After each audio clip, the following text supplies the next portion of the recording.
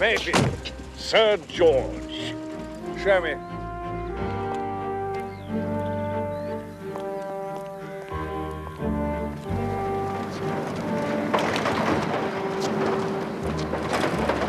Better be good. Downside too good for His Majesty's government, if you ask me. Expect too much the Defence Committee may feel.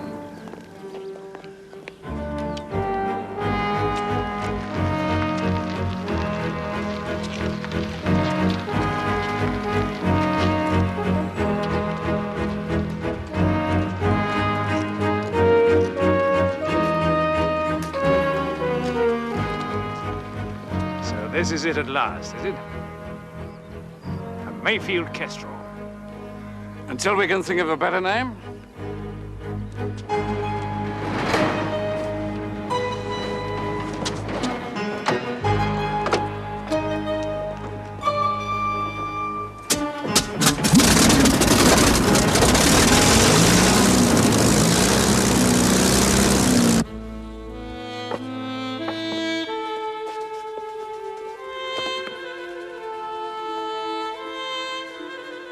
Petroleum jelly, Hastings. That is the secret. You rub it well in, and it will prevent the cracking, yes? How'd you work out cubic what-you-call-ems? Comment?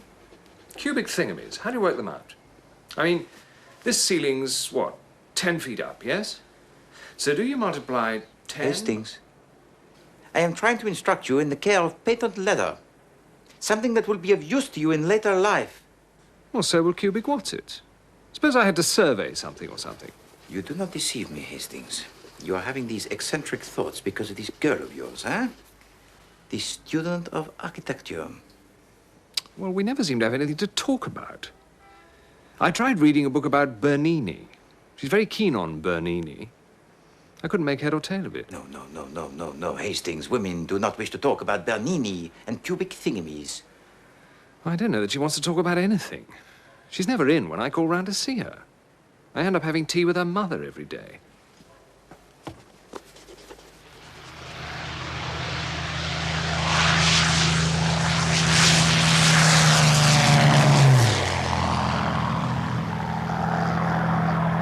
How does it compare with the Messerschmitt 109? More maneuverable.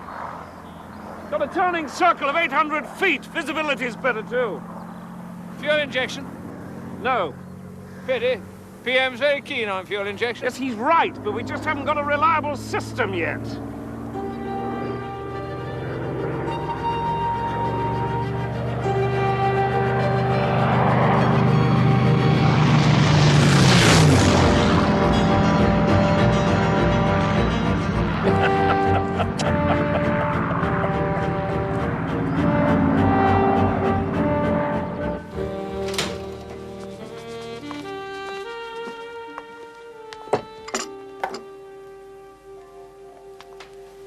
There's a lady keeps telephoning, Mr. Poirot.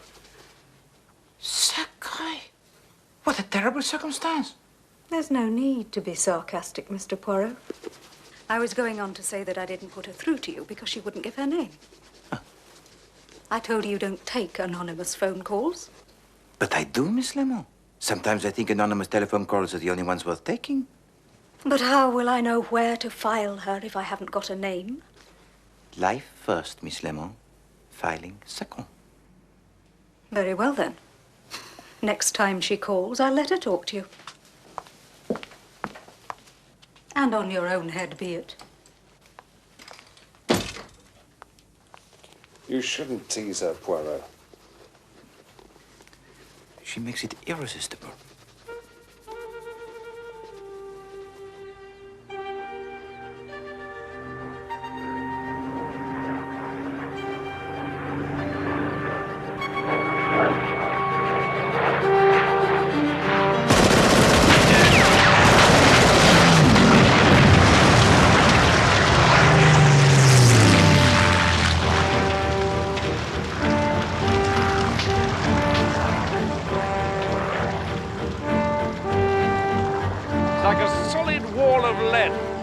Square, coming straight at you.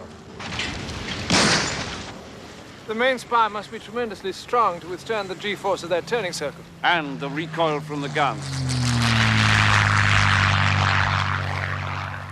It's built up in layers, so the whole thing acts like a giant leaf spring. And we're still improving on it, too. But I can't go on pouring my own money into the Kestrel forever. You seem not to understand the position that the Defense Committee is in, Mayfield. They like you. Most of them are 100% behind you, but that Japanese business nearly brought the government down. One more scandal like that... There are no more scandals like that. You're saying they don't trust me. It's not a question of trust. Yes, it is. Very well, then. If they want me to prove to them that they can trust me, that's what I'll do. How do you mean? How will you do that? I've invited Mrs. Vanderlyn down for the weekend. Mrs. Vanderlyn? You mad? You've invited her down here? And before the weekend is out, I promise you I'll have hooked Mrs. Vanderlyn, reeled her in, and gaffed her. How? By using the plans of the Kestrel as a bait. You idiot! You can't go using top-secret papers like that. This is madness.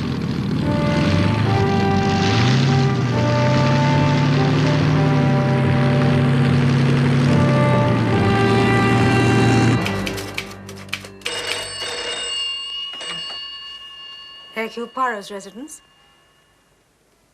Yes. What name is it, please? Hold on one moment, please.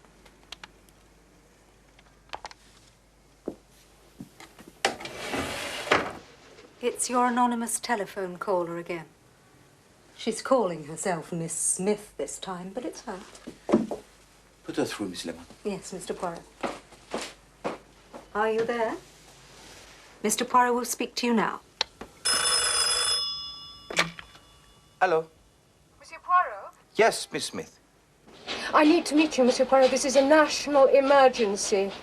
No, I can't come there. Somewhere where nobody will know us. I'm sure that can be arranged, mademoiselle. Where do you suggest?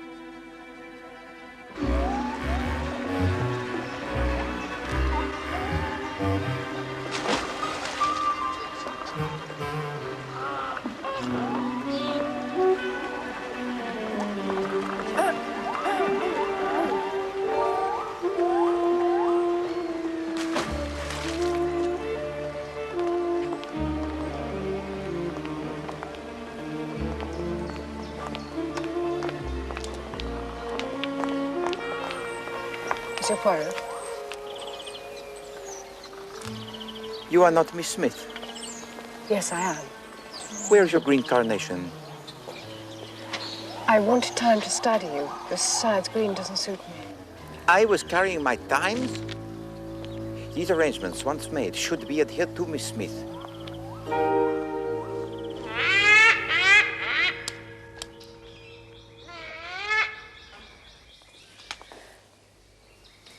This is so difficult. My husband. Yes? My husband has invited a woman to stay this weekend at our house. No. Miss Smith, go no further. Poirot does not handle this type of work.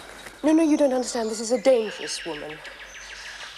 I know that a man as distinguished in his field as you are wouldn't handle sordid domestic cases.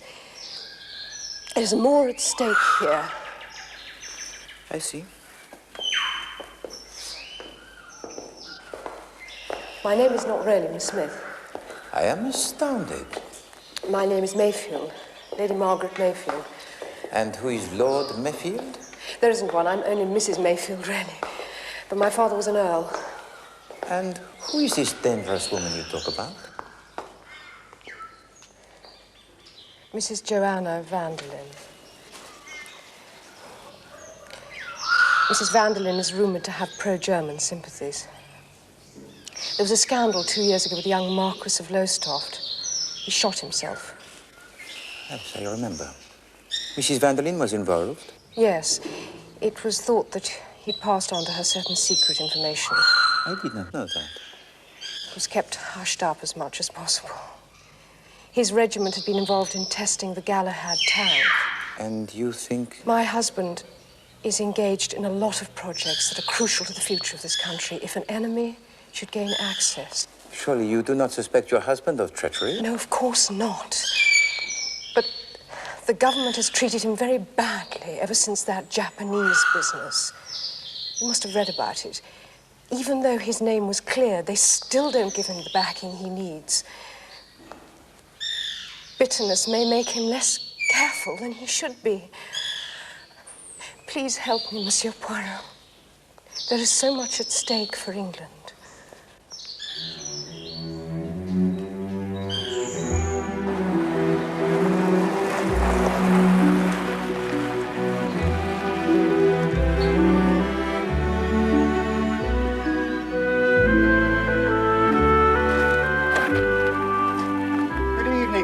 Hello, Dawson. Where is everybody? On the lower terrace, Lady Carrington.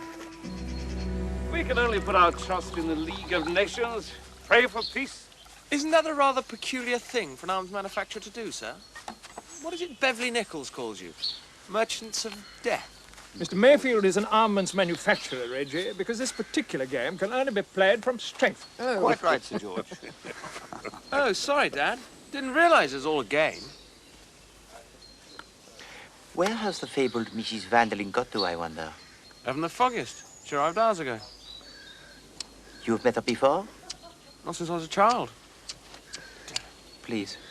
Yeah, she's the daughter of H.K. Griffin. Man used to be American ambassador over here.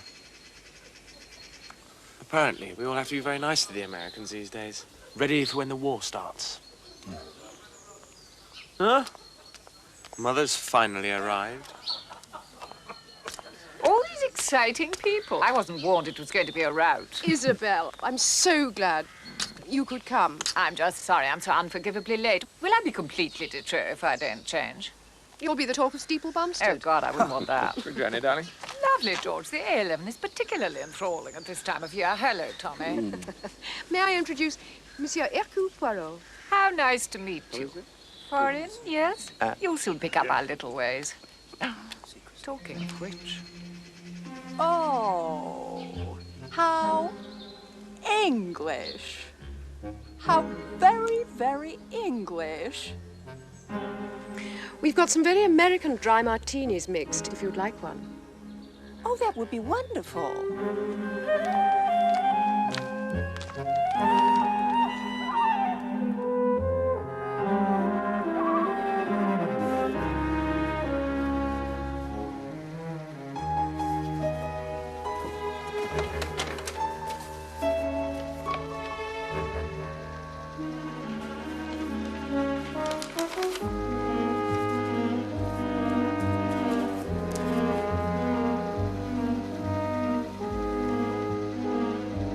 The trouble with the Foreign Office is it's very long on protocol. And whether the Prime Minister of Timbuktu should take precedence over the King of Ungo Bongo. And very short on what Winnie describes as intestinal fortitude. I'm sure that's not true of your Foreign Secretary. And I must bow to your superior knowledge, Mrs. Vanderlyn.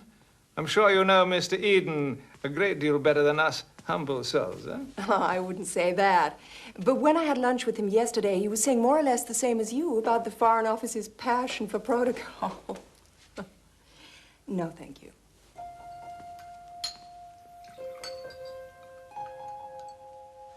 I refuse to let men waste their time drinking port when there's bridge to be played. Sir George? You see what sort of a woman she is. The sort of woman Mrs. Vanderlyn is does not make a matter of national importance. I do hope you're right. Monsieur Poirot.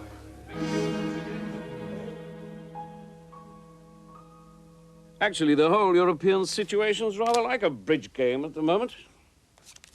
On the one hand, we have the diminutive Führer. On the other hand, Signor Mussolini, the bullfrog of the Pontine marshes. In the end, they'll both need taking down a peg or two. And what about the Emperor Hirohito, sir? Will he need taking down a peg? What did he say? Has he said something nasty again? He's such a little snot, aren't you, darling? Tommy's working too hard. He believes we're on the brink of war. That he can stop it single-handed? Something like that. The truth is, of course, he can do more than most people. Little slam, I think. Congratulations, partner. Aren't you going to give us our revenge? George and I have work to do, I'm afraid. The plans are ready for you, sir. We'll join you in a minute. Come along, George, if you'll excuse us. Well, I will take a promenade in the garden before turning in. It will clear my brain. We might have done that before we played cards. Madame is too agreeable. Good night.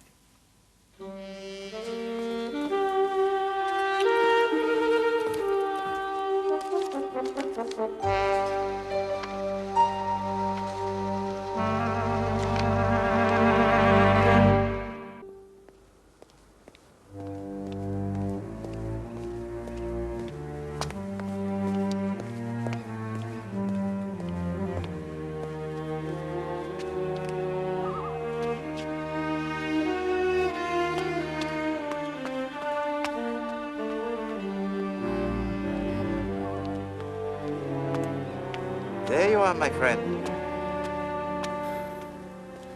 Why can't I stay at the house? That's what I want to know. Number 1, Hastings, you are not invited. A pure oversight. Number 2, I need you at this stage incognito and very nearby. Well, my incognito's gone for a start. Why? Why is this? Well, the pub's so crowded, I'm having to share a room. And you'll never guess who with. No, Hastings, I will not. Jap. With the Chief Inspector Jap? And the room has only got one bed.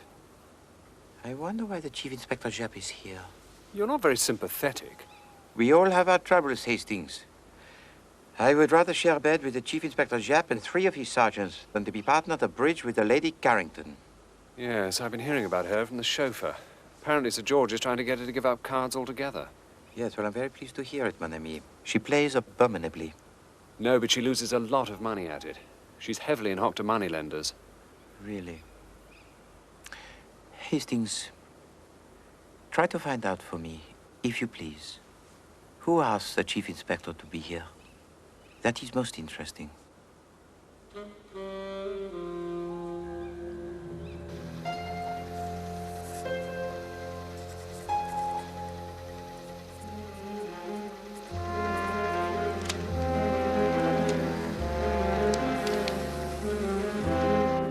Night, Monty.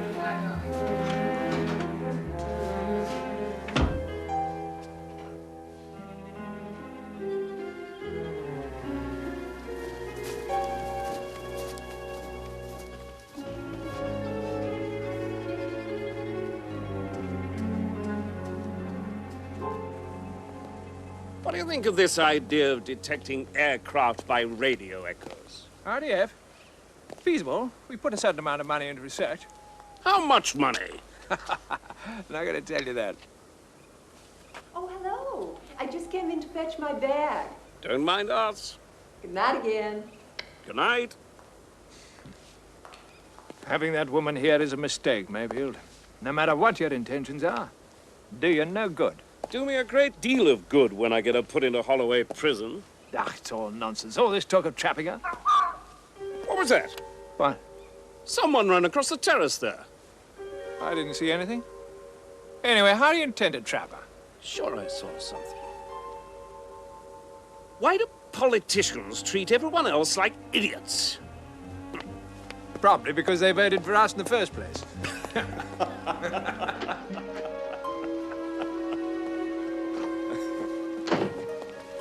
I've laid everything out on the desk, sir. Will you want me any more tonight? No, we'll probably be late. You might as well turn in. I'll lock these away myself. Right. Good night, Mr. Mayfield. Sir George. Just a minute. You've forgotten the most important paper. I don't think so, sir.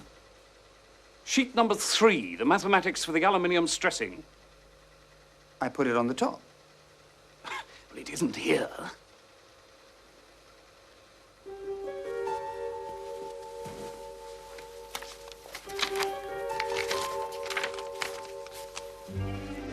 I don't understand. I put it here. I know I did. Oh, you must have made a mistake. It must still be in the safe. No, I put it there. I looked for it particularly and put it on the top. You mean to tell me it's gone? Who's been in this room? No one at all. Well, it can't just have vanished into thin air. Someone must have taken it. Can Pουαρο be of assistance? Finding the lost property is something of a profession of mine. What is missing? This is a matter of national security. I think we should alert Inspector Japp. Telephone him at the 3 Crowns, would you, Mr. Carlyle? Where does that door lead?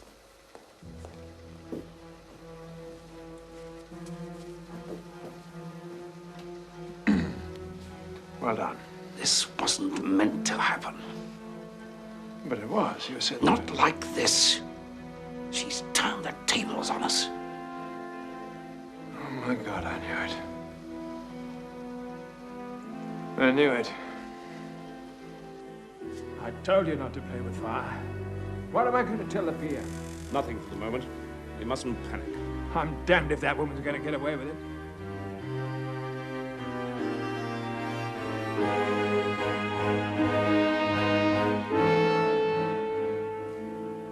Monsieur Mayfield, forgive me.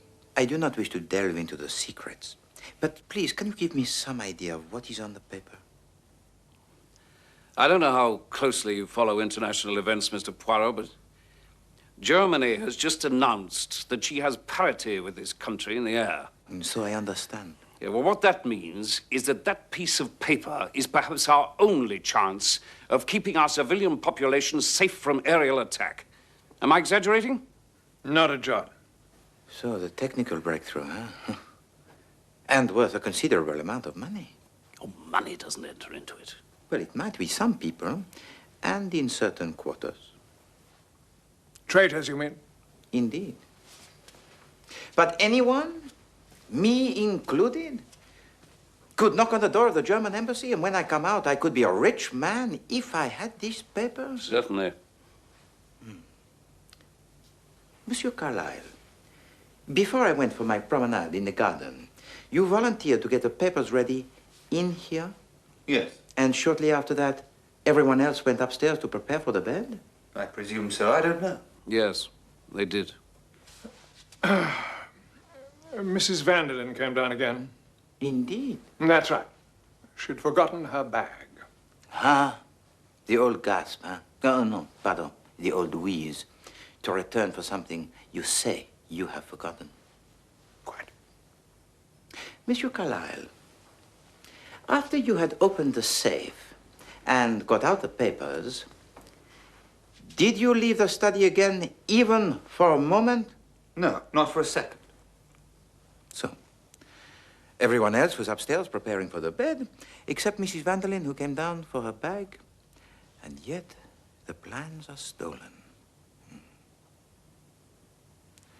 Monsieur Carlyle, do you still want to say you did not leave the study? I don't know what all this is about, Poirot. Carlyle has been my confidential secretary for 9 years. He has access to all my private papers.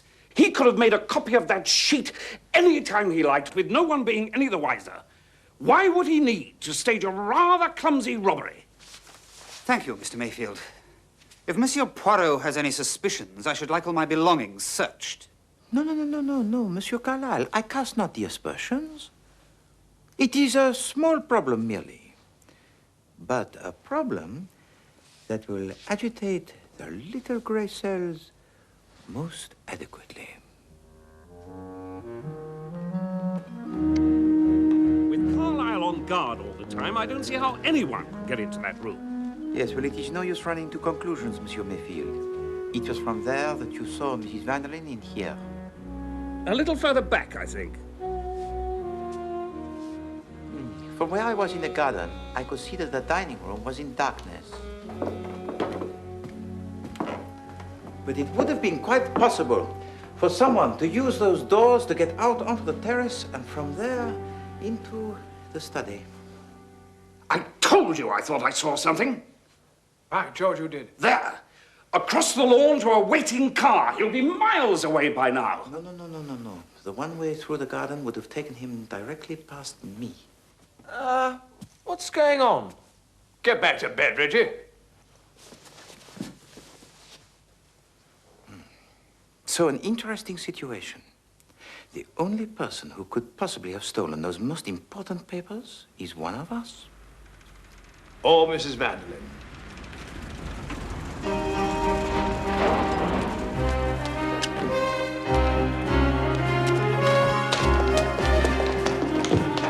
Mr. Mayfield, Sir George, Poirot.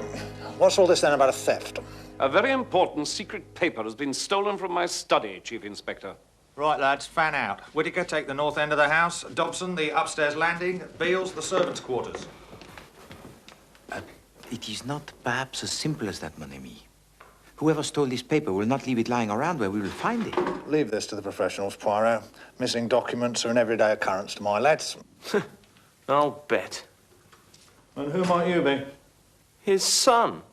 Thought I told you to go to bed. Sorry, Chief Inspector. It's all perfectly simple, really.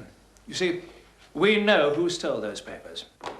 Indeed. George, I don't think we should... A guest in this house, a Mrs. Vanderlyn. Really? Oh, well... So I suggest we get straight up there and... Pardon me for asking, sir, but how precisely do we know this Mrs. Vanderlyn? Can't go into details now. A matter of national security. All you've got to do... George, I don't know that this is the right idea. Sorry, Mayfield. I know it's your house and all that sort of thing, but it's my pigeon now. Come on, chap.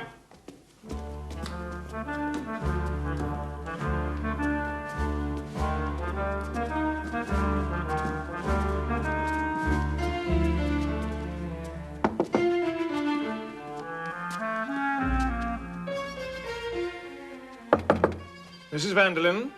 What is it? This is Sir George Carrington. I have the police with me.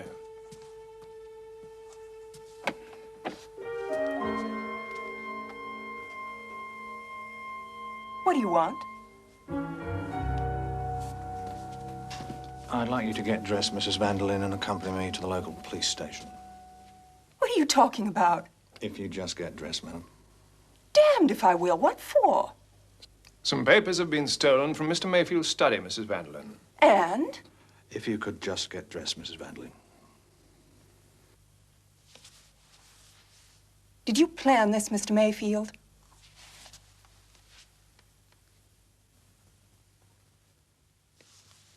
I'll get dressed.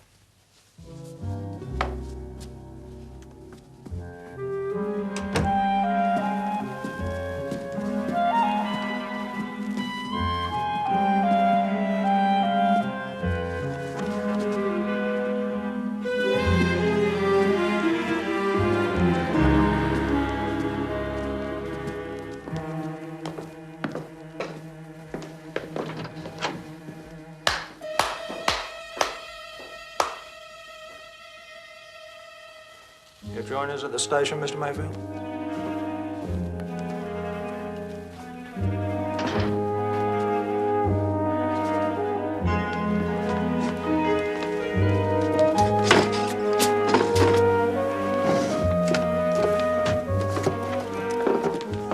Must be here. Must be. Where's she hidden it, Poirot? You're used to this sort of thing.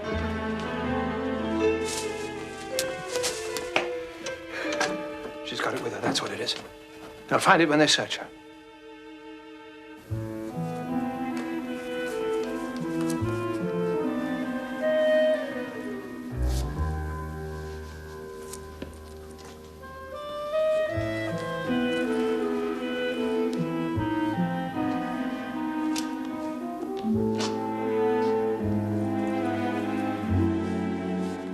Let's imagine you're a woman, Poirot. By all means, Sir George, if it will help you. Right. You're a woman. You're in a strange household. You steal some papers. Where do you hide them? Sir George, there is one thing in all this that I do not understand. Sure.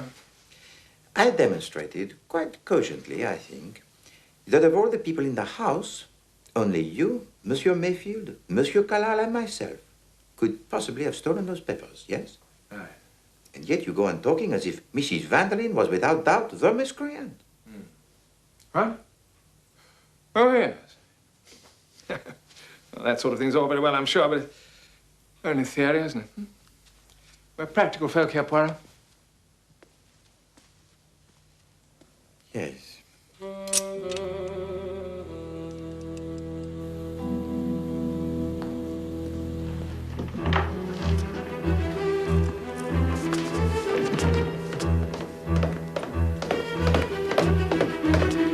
Nothing, sir.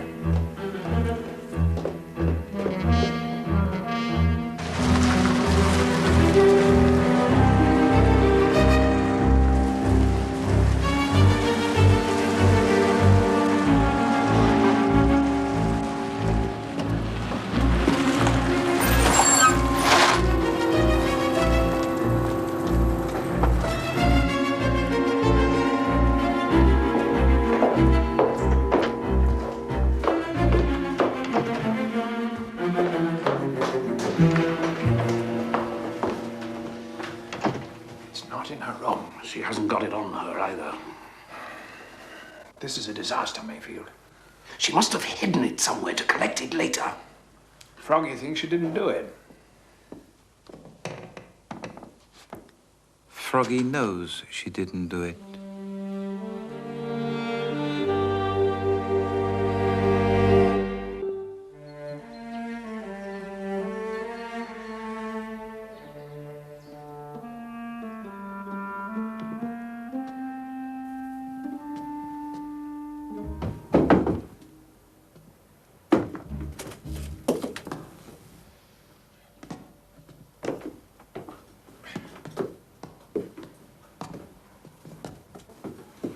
Anywhere you see the dust being disturbed, let me know. It's just one sheet of paper we're looking for, remember? Could be anywhere.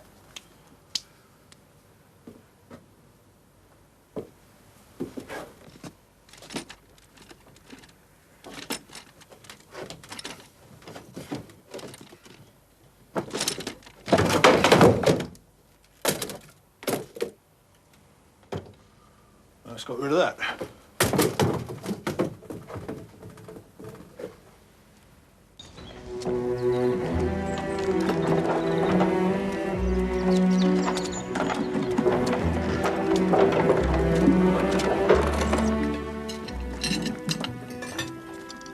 Poirot, my dear fellow, I promise you, you've never had anything like it.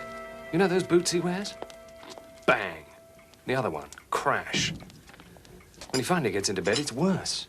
Worse? He talks in his sleep. Now I've got you, young fella, my lad. Jab of the yard, strikes again. I thought I'd go mad. Every time I manage to drop off, he starts shouting. Stand back, lads, he's got a blancmange. Some of the things he was saying were enough to make a cat laugh. I can't take much more of it, Poirot. I've been through 3 days of a Jerry barrage. Where is he now? Gone back up to the house. Oh, by the way, I found out who asked him down. It was Sir George. Not Monsieur Mayfield. Apparently not. Bon. Just as I thought. What happened about Mrs. Vanderlyn? Oh, she's leaving this morning in a great huff, yes? In fact, the whole house is quite deserted. Lady Carrington and Reggie left after breakfast. Hastings, I want to ask you something. Ask away. Last night at dinner, one of the guests said something to Monsieur Mayfield about Japan. What is it about Japan, Hastings? Well, this is a few years back, when the Japs took it into their head to invade Manchuria. The press got hold of something about Mayfield's company supplying them with the howitzers they were bombarding Shanghai with. Turns out eventually that the press had got hold of the wrong end of the stick, as per usual. But by that time, there'd been questions in Parliament and God knows what. And a lot of the mud stuck. Hastings, I must go back to the house. Well, give me half a second, I'll drive you. I want to change the plugs this morning anyway. I thought I'd do it up there. No. I need to walk. And to think.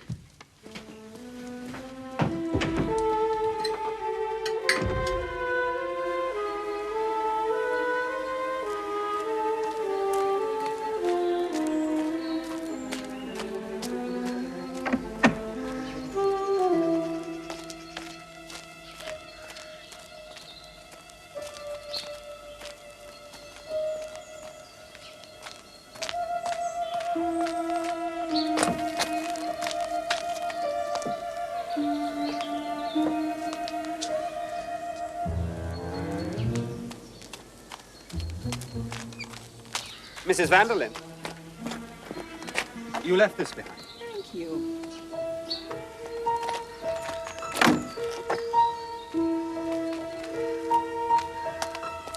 Exton.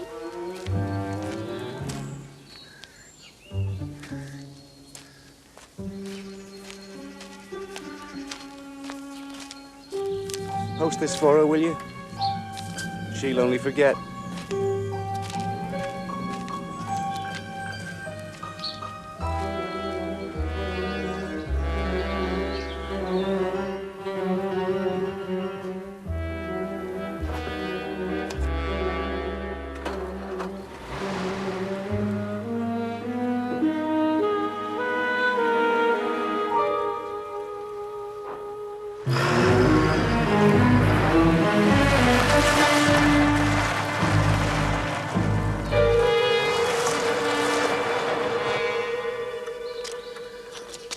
She's definitely running rich. Yeah, let's have a look at the carb. Hastings! Hastings! Hastings, no more of the tinkering. We have to follow Mrs. Vanderlyn. But I've got the plugs out. It'll take me an hour to get them back. Oh, no, monsieur! Viens, Hastings, allons-y!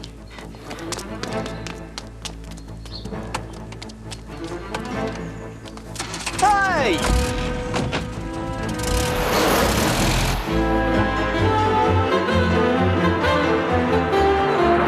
I'm assuming they're heading for the London road.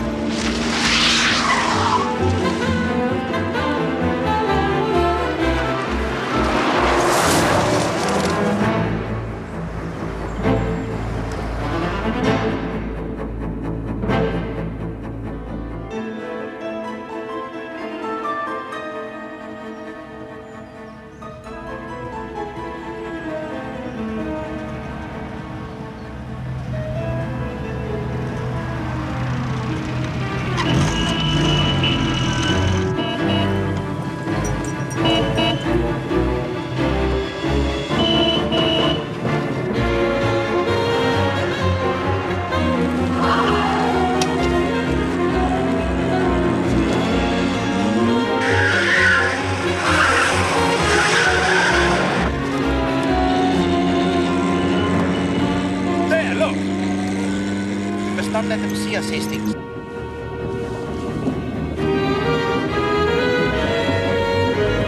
We gotta move on, John. Yes, ma'am.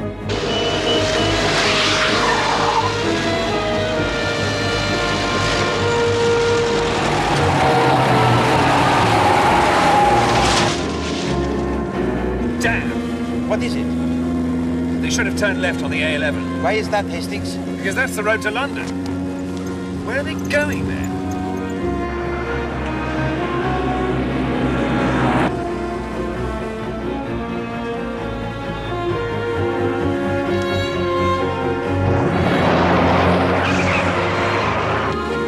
Get the map out of the pocket there.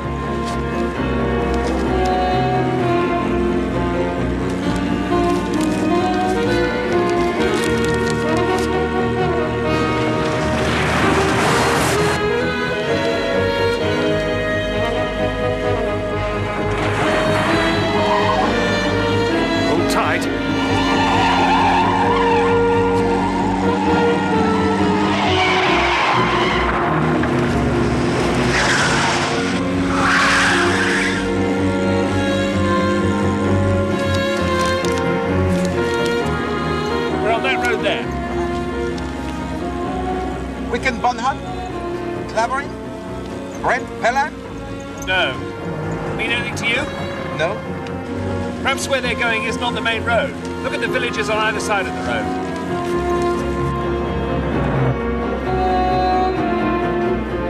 Hare Street, Buntingford, Wickling, Stocking Pelham, Throcking?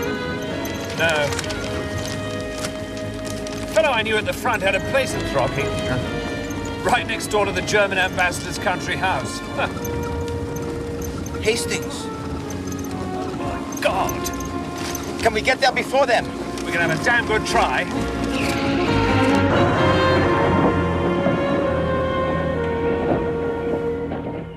Where is it? I don't know. It was on the salver in the hall. Orson put it there. It seems just have disappeared. Oh, God, can nothing go right?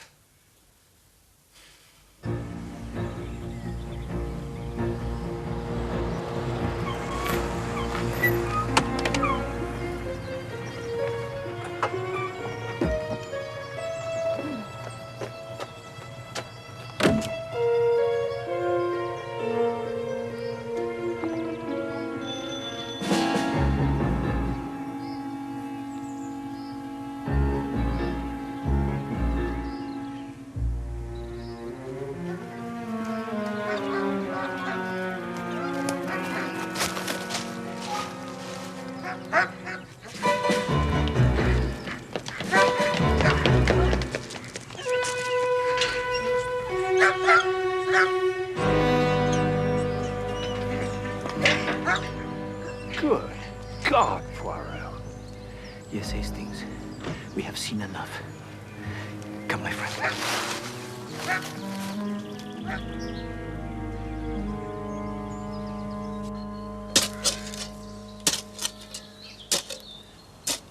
I wouldn't have thought you'd have hidden them there, sir.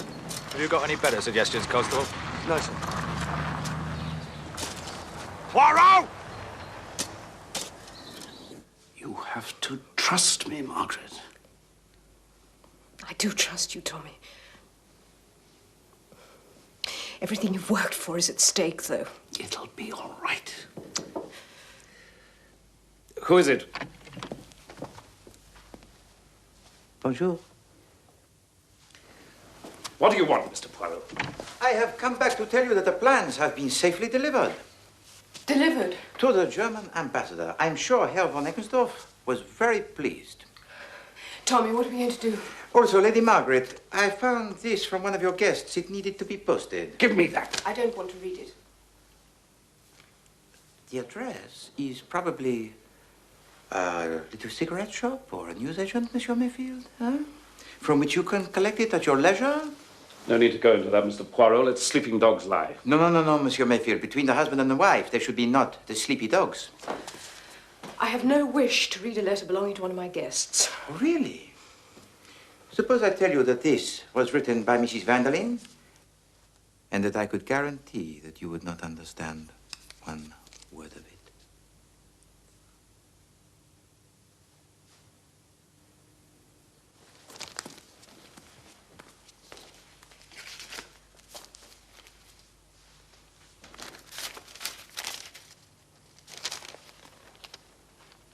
They're in Chinese. Japanese. But Tom's signature's at the bottom. This is the one piece of evidence that links your husband to the sales of arms to the Japanese. Somehow they had fallen into the hands of the Germans. It was these two pieces of paper that Mrs. Vanderlyn used to blackmail him. She said, however, she would exchange them for the plans of the Castro. Oh, Tom. If he was seen to hand over those plans to Mrs. Vanderlyn, he would be ruined anyway. So it had to look as if somebody had stolen them. And although he tried to persuade us that he saw this mysterious figure on the terrace, it was Monsieur Mayfield himself who stole those plans. It was the safest way. And they were securely in his pocket throughout the whole farce of Mrs. Vanderlyn's arrest. And you keep saying everything's going to be all right. It will, darling. You... Let me pass. Let me pass. Sir George. I've had enough of this, Mayfield. What's going on? I've been kept totally in the dark. No, Sir George. The Germans have got the missing papers. What? And you, Monsieur Carlyle, I imagine you know this as well as anyone? The German High Command now has plans of our new fighter, on which they'll have to waste 6 months of concentrated effort before they realize they've been sold a pup. Pup? Pup? What's a pup? The little dog, Sir George. Little dog? Oh, pup. Sold a pup. The plans were doctored. The maths doesn't make any sense. But it'll take them a lot of work to find that out. Good God. You cunning old devil.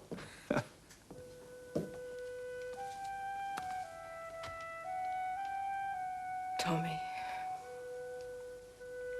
Tommy, darling.